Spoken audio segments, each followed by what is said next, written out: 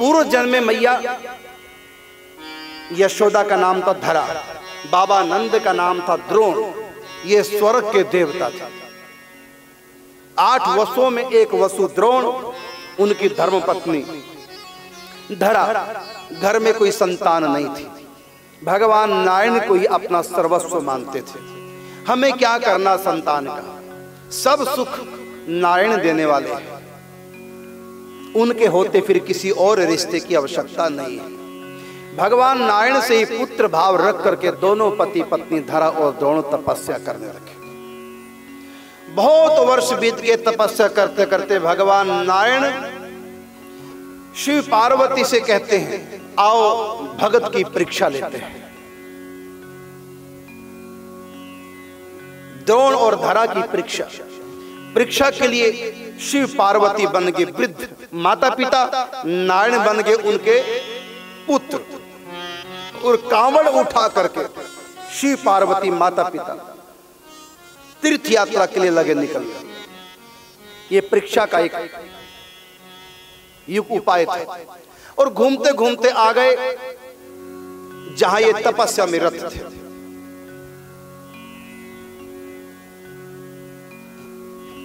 एक प्रहर भोजन करते, दिन भर व्रत करते, एक बार जल एक बार भोजन, दिन भर व्रत, प्रभु के नाम का जप करते, भिक्षा वृत्ति से शरीर का निर्वाह करते थे। द्रोण उस समय भिक्षा लेने के लिए गए हुए थे। तपोमय दोनों का जीवन था, अनेक नियमों को धारण करके तपस्या में रत थे। द्रोण भिक्षा करने गए, घर में कुटिया में अकेली धरा। अचानक एक बालक की आवाज आई, कुटिया से बाहर आके देखा, कावड़ में वृद्ध माता पिता को लिए एक बालक है। बालक बोला, मैया हम यात्री हैं, कई दिनों से भूखे प्यासे हैं, कोई रास्ते में गांव नहीं पड़ा, वन ही वन थे, बिना कंदमूल फल वाला जंगल, कैसी भी रास्ता तय करके हम यहाँ पर आए आपकी कुटिया में।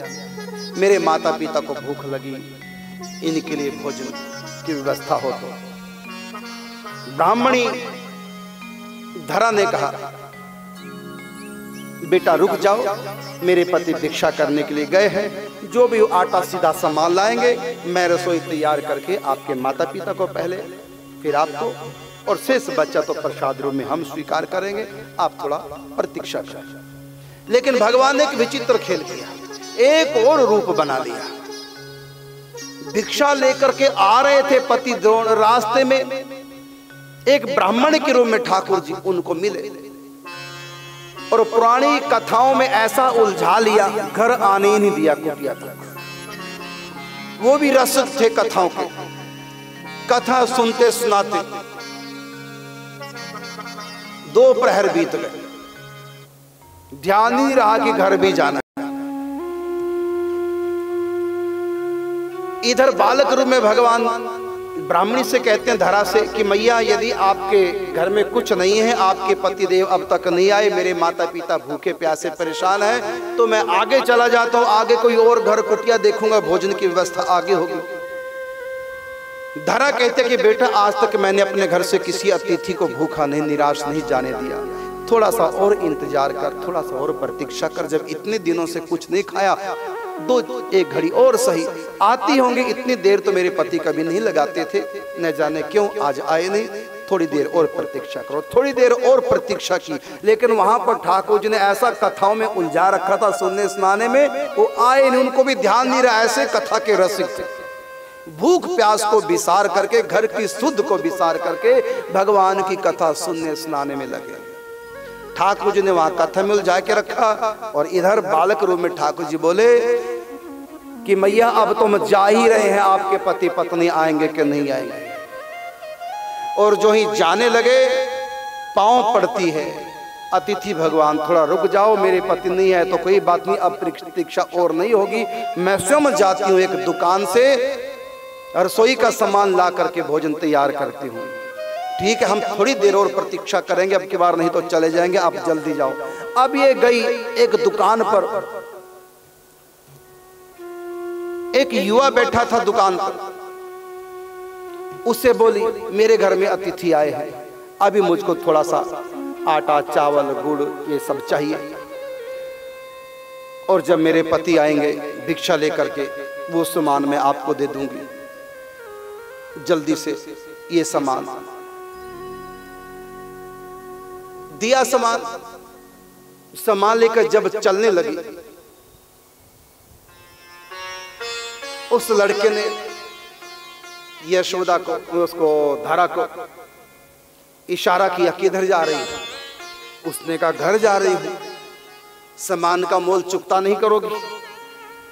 उसने कहा मैंने कहा ना पहले से मेरे पति जो भी भिक्षा में लाएंगे मैं आपको चुका दूंगी। उनकी छाती की तरफ इशारा किया, गलत शरारत की। धरा समझ गई इसके मन में पाप आ गया। गुड़ काटने वाली चाकू छुरी वहां पड़ा था दुकान पे, उस छुरी को उठाया, अगर इसी से ये मोल चुकता हो तो लो, एकदम अपने हृदय पे चाकू मारा।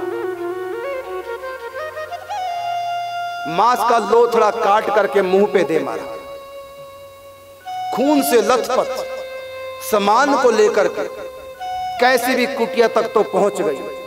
ब्लड बहुत निकल चुका था, मूर्छा आने को ही, चक्कर खाने लगी, गिरने लगी, अपने आप को संभाल नहीं पाई। गिरते गिरते बोली कि बेटा मेरे घर से भूखे नहीं जाना, पता नहीं मैं बचूंगी कि नहीं बचूंगी, मैं रसोई बनाने की स्थिति में समय नहीं हूं, बेटा जल्दी से रसोई तैयार करो, भोजन प्रसाद पाके ही जाना। इतना बोली, मूर्छा आ गई। जो ही लगी गिरने, उसी समय वो बालक नारायण भगवान थे, चतुर्भुज रूप में प्रकट होकर के मैया को संभालते हैं, गोद में उठा लेते हैं। भगवान नारायण का स्पर्श प्राप्त करते ही उसका घाव भी ठीक हो गया, छाती बिल्कुल ठीक हो गई। देखा सामने साक्षात नारायण, और जो वृद्ध माता पिता थे अति कृष्णकाय, वो भी शिव और पार्वती के रूप में प्रकट हो गए।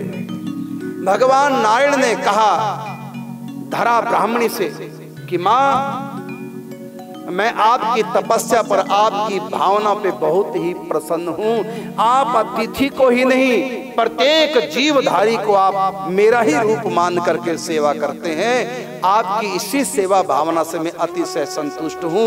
आपने अपनी भी परवाह नहीं की, अपने शरीर तक की परवाह नहीं की। अतिथि सेवा में मैं आपकी इस भावना से अतिशय प्रसन्न हूं। और मेरे लिए जिस छाती को काटा है आपने, बलिदान किया है, मैं जन्म तो नहीं ले सकता क्योंकि मैं वरदान दे चुका, मैं वरदान से बंधा हूं। जन्म तो द्वापर के अंत में वसुदेव देवकी के घर में लूंगा, लेकिन उनके पास रहूंगा नहीं। आप यशोदा के रूप में और आपके पतिदेव नंद के रूप में अवतरित होंगे गोकुल में। मैं आऊंगा, जिस छाती को मेरे लिए आपने बलिदान दिया है, उसी छाती का दूध पीने के लिए मैं मचला करूंगा। आज वही सौभाग्य है माँ यशोदा का। अब लगता है देखने में बालों की अटखेलियां हो रही हैं, इसमें भगवान वाली कौन सी बात है, तो ऐसी बच्चों वाली बातें हैं। ये तो घर घर की कहानियां, ये तो सब घर घर में होता है, लेकिन आपके घर के बालक और कृष्ण में बहुत अंतर है। आप माँ, आप भी माँ हैं, लेकिन यशोदा में और आप में बहुत अंतर है। यशोदा पवित्र मन है, यशोदा में कोई सांसारिक मोह ममता नहीं है, कोई संसारिक सुखों की कामना नहीं है। समस्त सुखों को ठुकरा करके जन्म में तपस्या की है धरा और द्रोण ने।